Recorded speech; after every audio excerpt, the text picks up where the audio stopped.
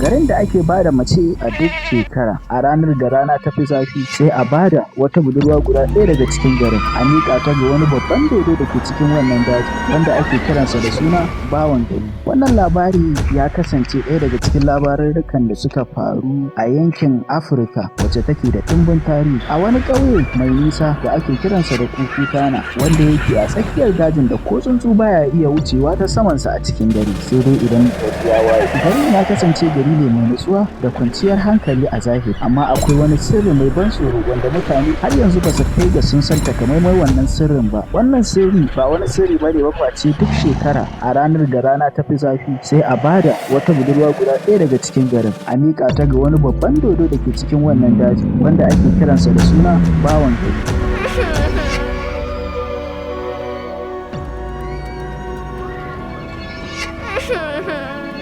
Asalin labarin ko kuma asalin almarar ya fara ne shekaru aru-aru da suka wuce. Garin Kukutana ya kasance cikin annoba da karancin ruwa da fari da ciwon kanjamau sai wani boka ya zo daga dajin Dodo ya ce musu akwai mafita ku saurare ni da kyau domin ku ji abin da zan faɗa muku. Ku bar duk wasu abubuwa da kuke yi na neman sauki. A cikin wannan daji akwai dodo wanda in dai kun bi tsarin wannan dodo kun bi tsarin wannan dajin in dai kun yi kuma kun bi su to komai zai daidaita a cikin garin naku.